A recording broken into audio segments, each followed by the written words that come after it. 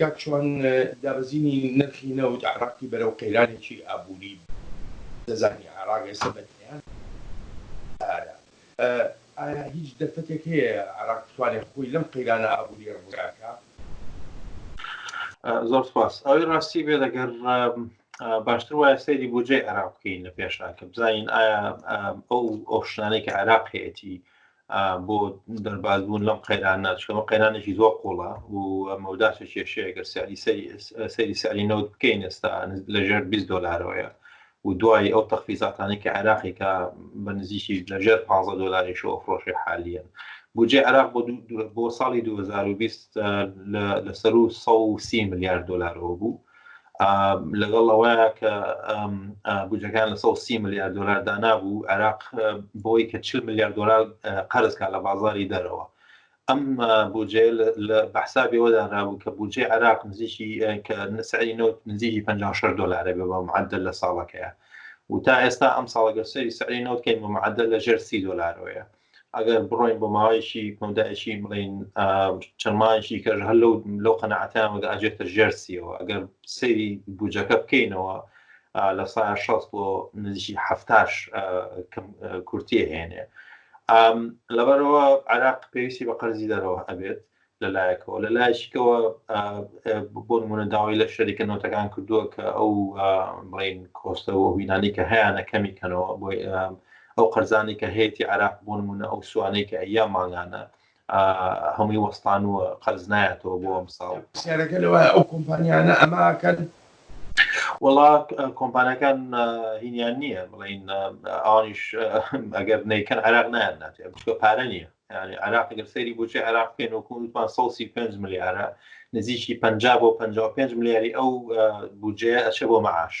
جاگەر بڵین بۆ نمونە گەر ئەو 40 ملیاری کە باسم کرد وەکو قەرز ئەوەی لێ دەرکەین ئەو بودجەیی کە ئەمێنێتەوە لە ژێر و 50 ملیارەوە بێت لەم سعرە نەوتی ئێستاە لەوانەیە بگاتە 35 بۆ 40 ملیار ئەو پڕی یعنی بەشی موچە ناکە یعنی عێراق ئەو هەچی مەشاریع هەیە بێ هەمی بۆستێنێ شەریکە نەوتەکان بڵین ئەبێ ئەو خەرجیاتانیان کەم بکەنەوە قەرز هەمووی وەستێنێ لە لایەکی کەشەوە قەرز بکات بۆی پارەی موچەی خەڵک بە ئەمە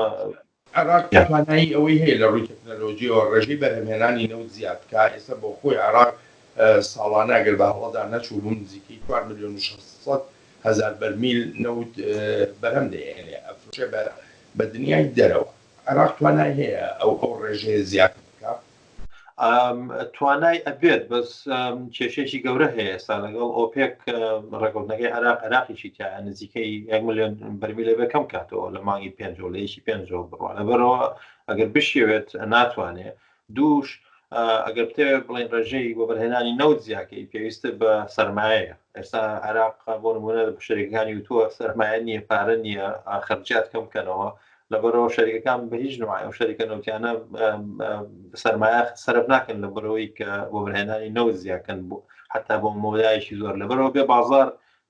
بێ یەکەم ئەم ڤایرۆسە حەلێکی بۆ بدۆزرێتەوە تەنانەت لە دەستی دکتۆر و بڵین سایدەلانی ئەو کەسان ئەو شەریکاتە ئەو کەسانی کە شارەزای ئەم بوارن ئەمە یەک لە لایەکی کەشەوە بڵین ئەو وڵاتانەی جیهان کە نەوت سەرفەکەن بگەڕێنەوە سەر ئیش و سەر کار و ئەمانە بۆی بڵین بەکارهێنانی نەوت گەڕێتەوە و دۆخی جاران و سەری نەوت بەرز بێتەوە ئینجا توانین باسیەوە بکەین شوان دوا پرسیارم ئەمە چه کاریگەری دەبێت بەسەر هەرێمی کوردستانی عێراقەوە هەم لە سیاسی و هەم لە ڕووی ئابووریشەوە زۆر بە کورتی تکایە هەرێمی کوردستان عینن بڵین جێگەی عێراقە بە هەمان شێوە تەسیر چۆن تەسیرەکان سەر عێراق تەسیرەکان سەر بودجێ هەرێمی کوردستان بودجێ هەرێمی بوونە ئەو تەسیراتانی کە ئیبێ لەسەر هەرێمی کوردستان زیاترە بێت یەکێ لەو کێشانەی هەرێمی کوردستان هەیەی ناتوانێت بچێتە بازاری دەرەوە قەرز بکە قەرزی کوردستان یا زۆر گرانە بێ یا بە ئاسانی ناکرێت بەڵێ بێ زۆر زیاتر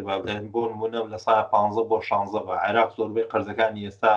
لە سایە 3 بۆ 4 ئەوانەی کە ئەیاتەوە بۆ هەمووشی هینی حکومیە و هینی باقی بڵین نەودەوڵەتیەکانە زۆر ڕێژەکەی کەمترە بەس کوردستان